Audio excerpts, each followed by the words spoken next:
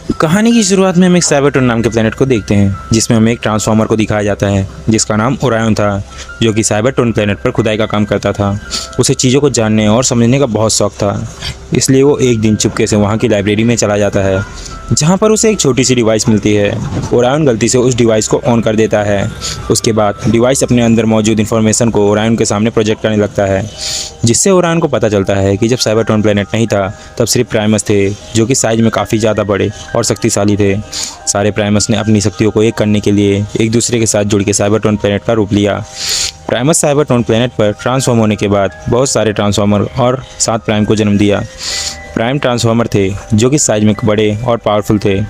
उनका काम बाहरी शक्तियों से साइबरट्रॉन और ट्रांसफॉर्मर की सुरक्षा करना था। साइबरट्रॉन पर ट्रांसफॉर्मर को अच्छे से सर्वाइव करने के लिए मैट्रिक्स ऑफ लीडरशिप नाम के एक एनर्जी सोर्स को जन्म दिया, जो साइबरट्रॉन को एन जोन को प्रोवाइड करता था, और एन जोन से मिलने वाली एनर्जी की वजह से सारे ट्रांसफॉर्मर जिंदा रह पाते थे।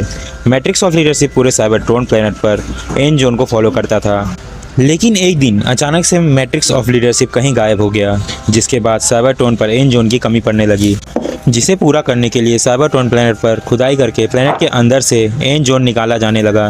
क्योंकि प्लेनेट के अंदर काफ़ी भारी मात्रा में एन जोन मौजूद था और ओरायन लाइब्रेरी में ये सब देख ही रहा होता है कि तभी वहाँ गार्ड्स आ जाते हैं, जो कि ओरायन पर काफ़ी गुस्सा थे, क्योंकि लाइब्रेरी में आना सख्त मना था। ओरायन दोनों गार्ड से बचकर भागना शुरू करता है और गार्ड्स भी ओरायन का पीछा करने लगते हैं। ओरायन किसी तरह बहुत मुश्किलों का सामना करने के बाद गार्ड से बचकर भागने में कामयाब हो जाता है। ओरायन अपने दोस्तों के पास आ जाता है। ओरायन के 2 दोस्त थे, जिसमें से एक का नाम डी स्टीन और दूसरा एंटी टावन था, जो कि लड़की थी। ओरायन अपने दोस्तों के साथ साइबरट्रॉन प्लेनेट के आइकन सिटी में रहता था, जो कि साइबरट्रॉन की सबसे बड़ी सिटी थी, और साइबरट्रॉन प्लेनेट के अधिकतर ट्रांसफॉर्मर इसी सिटी में रहते थे। ओरायन साइबरट्रॉन पर माइनिंग का काम करता था और एन जोन निकालता था, जिसकी वजह से साइबरट्रॉन के सबसे लो लेवल के ट्रांसफॉर्मर यानी कि वर्कर ट्रांसफॉर्मर थे।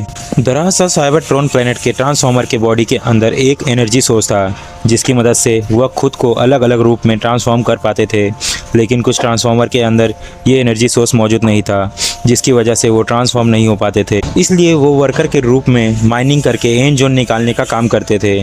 अगले सीन में हम साइबरट्रॉन प्लेनेट के रूलर सेंटिनल प्राइम को देखते हैं, जो कि सारे प्राइम में अब अकेला बचा था, जो कि साइबरट्रॉन पर रूल करने के साथ ही बाहरी ताकतों से उसे बचाता भी था।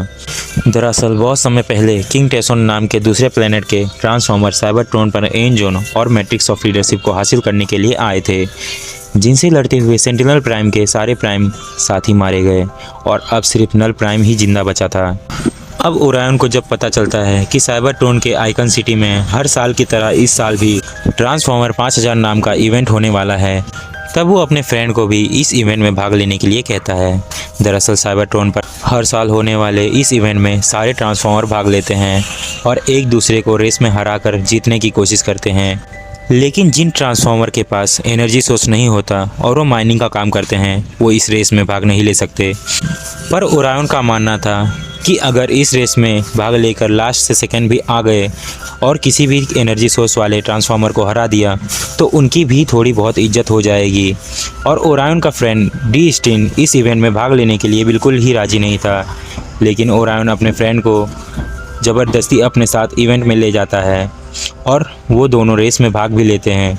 रेस के दौरान ओरायन और डी स्टीन अपनी पूरी ताकत के साथ दौड़ते हैं, जिसकी वजह से वह बहुत सारे ट्रांसफॉर्मर से आगे थे, लेकिन फिनिशिंग लाइन के पास पहुंचते पहुंचते वो दोनों बहुत बुरी तरह से घायल हो चुके थे और तेज़ी से आगे नहीं बढ़ सकते थे, जिसकी वजह से सारे ट्रांसफॉर्मर उन दोनों से आगे निकल जाते हैं और वो दोनों रेस में लास्ट आते हैं। ओरायन और डी स्टीन भले ही रेस में लास्ट आए, लेकिन सेंट्रल प्राइम ने उन दोनों को रेस के दौरान देख लिया था और दोनों की बहादुरी देखकर बहुत खुश था, इसलिए वह पर्सनली उन दोनों से मिलकर उनकी तारीफ़ करता है। ओरायन और डी स्टीन यह देखकर बहुत खुश थे, क्योंकि उनका लीडर उनकी तारीफ़ कर रहा था। लेकिन तभी वहाँ पर ब्लैक विंग्स आ जाता है